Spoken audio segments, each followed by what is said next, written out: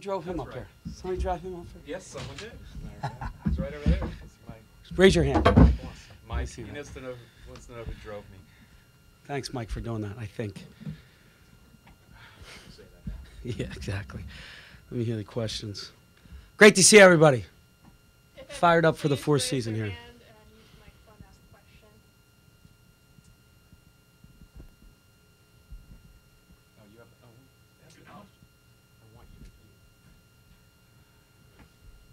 What are we going to do with the point guard spot and why? And who's in the mix? I think giving DJ that opportunity to play some point. We've been doing that so far this season. He's been preparing for that in the preseason. He played a lot of that in the summer. But I also want him off the ball where he's just focusing on scoring as well. So I think DJ needs to be your first, right now, today, October 14th, is our first option. Devin and Shep are still young, still new, but competing and battling for that backup spot or starting spot. We haven't really chosen that yet. We haven't chosen a starting five yet. We've got healthy competition right now. So I think if those guys can get comfortable, understand what we're doing, and be able to defend the position, I think we can do it as a unit, not one single guy.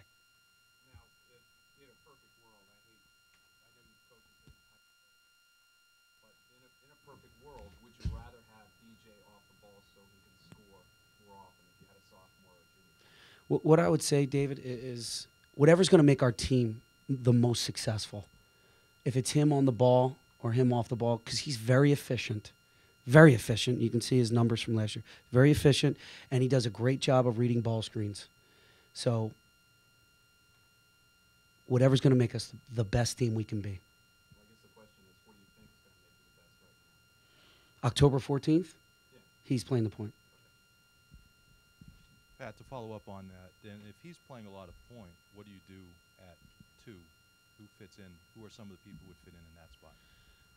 Again, we've got some great competition at the 2. Obviously, DJ could play there, but Geno Thorpe, John Johnson. I could go real big and play Peyton Banks there as well. So, and those guys are getting after it. I really am pleased with the direction of practice, the competition in practice. Guys understand what's at stake here. Minutes, starting spot. So those 3 guys are really getting after it, and we'll see how it all unfolds here over the next few weeks. It's been an issue for 3 years. Yeah, but at that 2 spot, do you have somebody who you think is projecting to be maybe a little bit better than what you had, or are you going to rely on Taylor? And what's kind of your game plan looking forward to get that direction? I think it's the best fit for the 5 that we have out on the floor. I don't think it's necessarily pigeon that guy into you need to shoot threes, you need to be a great three-point shooter. We were a very good defensive team last year. We were a very good rebounding team. If you can get a guy like Geno or John out in the wings, I think that helps us get easy baskets. And you know how hard it is to score easy baskets in the Big Ten. I think that would be a luxury. So I don't want to start doing that to any of our players, and I'm not going to do that to myself. I'm picking the best 5, whether they're a great three-point shooter or not. That's going to make us the best team that we can be. Coach, you said the first 3 years have been a challenge for you, but are you happy with the process and where you're trying to get to as well? Yeah, that's a good choice of words. It's been a process. There's no question. And I think we're headed in that I always say this, but we're headed in the right direction. I feel like as a program, the guys that we're a little bit older now, a little bit older. We got some seniors and juniors, which is exciting. We got a good mixture of veterans and youth. And I think we have a great understanding of what our approaches in practice, our approaches for games, our approaches for anything that we do. And that takes a long time to put together. Is it where I really want it to be? No. There's still so much growth to go. But it's getting there. It's getting there. Guys are holding each other accountable. Guys are getting on guys for, not being in the same gear or doing something different or helping guys up or not dapping out or just little things that you might not think have effect on the game. it means the world to us, and it's being done on a more consistent basis. So the process has been long, and it's been windy, and it's been difficult. But I tell you what, you got to cherish it sometimes, because you're really building something special, and you're building something from the ground up. And for me, I'd like to see us take that next step this year. Coach, you mentioned having more experience. How much of a jump do you expect guys like Brandon Taylor and Donovan Jack to make, going from being sophomores to juniors now and being those veteran guys? They're juniors, and they've logged a lot of minutes. They've started a lot of games. So I expect those guys to come in like men and play like men. And they've put on weight, muscle, I should say. They've developed their games. So as individuals, I expect more maturity. And hopefully we'll get that. I know they're juniors, and you still you always want guys to be seniors because they've been around, they get it a little bit more. But I think these guys have a better understanding of what it is to be a part of this team and play in the Big Ten. All coaches this time of year think you're going to be a lot better this year than last year. Why do you believe that, and to what extent do you believe that? I think we're older and we're a little bit wiser, and hopefully we've learned from past experiences. As a coach, that's what you're banking on. I see it in practice that we're playing harder, we're playing more together, and we're doing the little things that are necessary to be the best team that we can be. My focus with them right now is just get better today. Let's just focus on the present and get better today. Don't worry about tomorrow. Be the best team we can be today. Be the best teammate you can be today. And that's what we're focused on. I'm not focused on anything other than that. And I think they're, for the most part, for an 18 to 23-year-old, they're doing a pretty good job. They're not looking too far into the crystal ball. I think if we can quiet the noise a little bit, I think that'll help us, because it can get noisy sometimes. But kind of along those lines, you just said you're looking forward to trying to take I'd like to see us take the next step. What qualifies as the next step? For me, is getting better. Again, you have 72% of your team back. I don't know what the end result is, because you don't know what's going on in the locker room. You don't know what's going on with injuries. You don't know how this is all going to play out. So I'm not going to go and start making bold predictions. I think that's unfair to our staff and to our players. We should be better. We should be better. I don't know what that number is, though. I don't know what it's going to be at the end of the year. And nor do I even want to try, because I think as a coach, when you try to do that, and I've done that, you're setting yourself up for failure. So let's try to keep everything short term, try to keep everything present as much as we can, and I think that will benefit these guys in the end. Because then you put too much pressure on yourself, and when you put pressure and stress and worry on a kid, well, they're not going to play to the best of their ability. I want these kids playing with the ultimate confidence, and I want them believing in what we're doing and believing in one another. If I can do that, we should be better. When you've got two young guys who will be playing the point, whether it's half the game or whatever, is that going to limit what you're able to do with your half-court sets early on? Do you think that stuff will work itself out in the non-conference? What have you seen from those two guys, just in terms of their kind of basketball acumen and knowledge of the game? Really good IQ. High IQ, picking up things very quickly. With saying that, they're going to turn the ball over. The speed of the game from practice to the game is different. We know that. And then the non-conference speed to the Big Ten speed is different. And they're playing on a much bigger stage now. So there's going to be some mistakes. There's going to be turnovers. And that's okay. We got to live through them. You got to hope the leadership out there, the seniors out there, the juniors out there, they can be a calming effect and give the point guard some clarity and keep them with a clear head. And know that I'm not going to rip you out if you turn it over. I'm not doing that. I've never done that in the past. It's all about effort with me. They're coming along. They're doing a nice job. They're competing hard versus one another. They're defending, and they understand how to get on the court. They have a clear understanding of how they need to get on the court, of defending and rebounding and playing as hard as they can. So as long as they do that, that's going to help the team. Do you think, when you're introspective about yourself as a coach, if you are, what do you think about your approach toward your players over the long haul of the season, especially?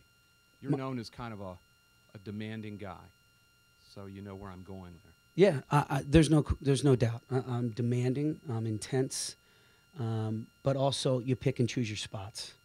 And I think after 3 years of incredible experience, just I know everybody says the old cliche. There's a lot to be learned from failure. I've learned so much over these last 3 years, going into year 4. I mean, it's been invaluable to learn on the job this way. And I think the approach with the players has changed. However, I'm still going to be demanding, but what I'm seeing is a transfer to the leaders. The leaders are now doing it where I don't have to do it. I have a leadership council. You have captains. With working with those guys, they're starting to take the keys to the car, and they're the ones demanding that guys get things done, that guys hold each other accountable. For me, that's part of the process of becoming a better program and a better team. End of last season, it looked like the guys ran out of a little gas. True or not? Absolutely. You know what? You look back, and we all do it, that rearview mirror, and you wonder, how could things have been differently? What could you have changed? And there were so many distractions. It was a learning experience for all of us. Again, I think there was positives that came out of it. We had extra practice time. We got Jordan some more reps, John Johnson some more reps. Gino and Peyton and Julian. We haven't really talked much about those three. They've been terrific. I think those last 10 days helped us. I know it didn't end well, but it still got us prepared for this year. Coach, we know DJ's role in this team as a leader, but you mentioned that leadership council and those captains. Who are some of those other players that you're looking to step up into more of a leadership role this season? DJ Newbell, obviously, Ross Travis, Brandon Taylor, Alan Wisniewski, Kevin Montminy. The 4 captains are DJ, Ross, BT, and Kevin Montminy. But we're spending a lot of time together. After practice, we'll have meetings in my office. So far, it's been almost once a week. So that's good. And we're making really difficult decisions on how to handle, life, number 1, on the court, number 2, in the locker room, number 3. So it's going well so far. And because of that council, they're able to come up with solutions.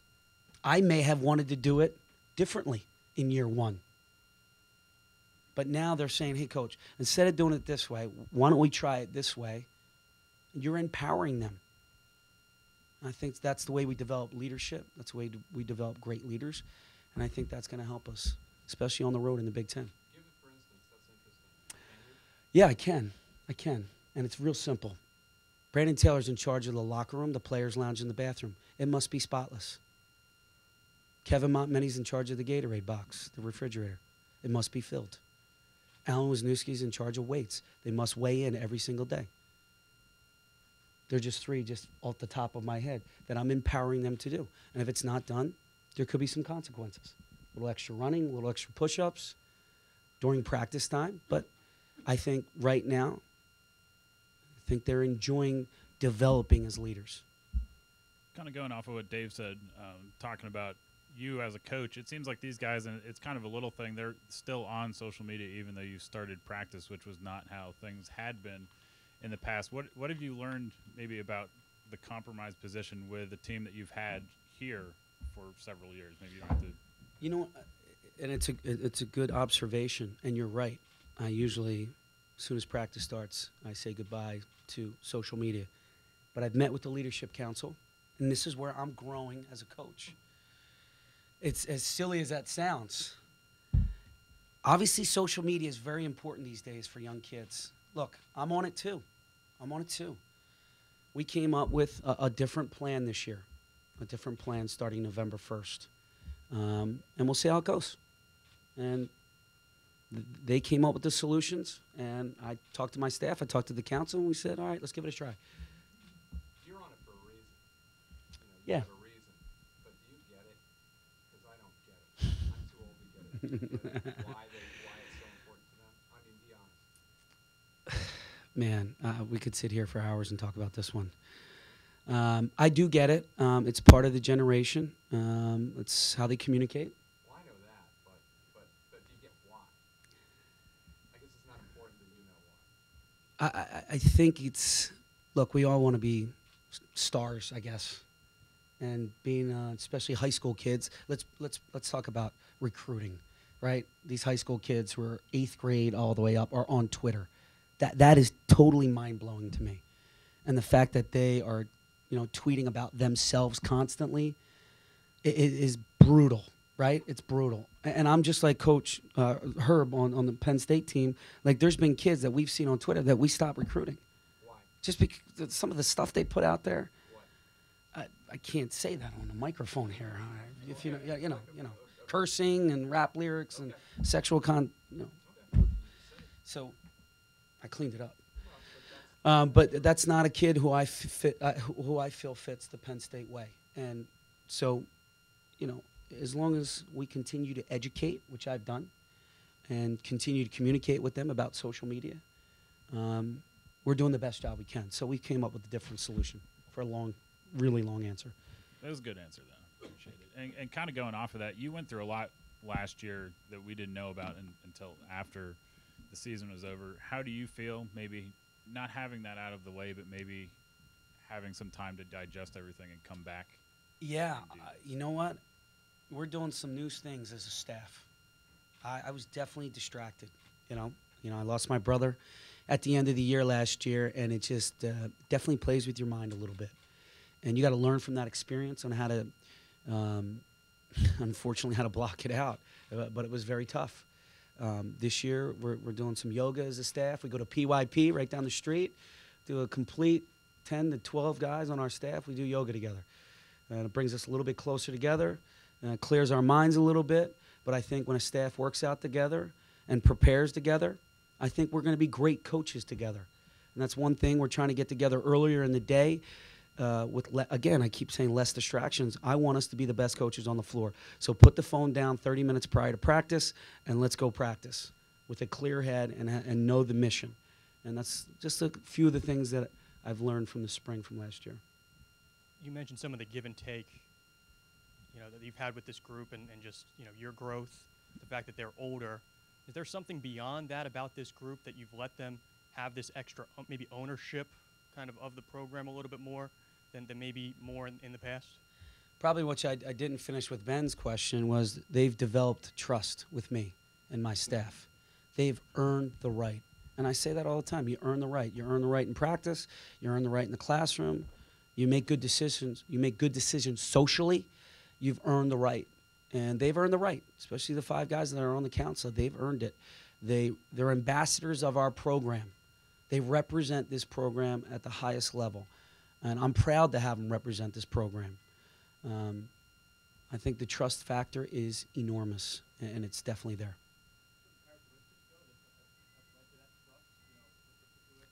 Doing the right things. Doing the right things. It's that simple. It is that simple. And you might say, wow, doing the right things, that's pretty easy. No, it's not. Not with all the distractions of being a college kid, 18 to 23. We just talked about social media. What is Penn State, the top 10 in social campuses? A lot going on here. You mentioned recruiting, and you've mentioned, the 3 years you've been here. What have you learned about, you and your staff's ability to recruit, and how has it grown in the 3 years here? And you've had some big name visitors on campus so far this fall. Do you feel like you're farther along recruiting than maybe you thought you would be after 3 years in terms of the type of prospects you're getting to come here? Thank you for asking that question, because it needs to be said. My staff, I'm going to use your word, Lissa, is relentless. They worked so hard the past 3 years on knocking on doors, making phone calls, getting groups up. Maybe we didn't know if they were going to be any good, but still getting coaches up and getting players up and showcasing what Penn State's all about, this incredible opportunity that we have. And we finally, after 3 years, have heard some yeses, which is exciting, which is really, really a credit to them.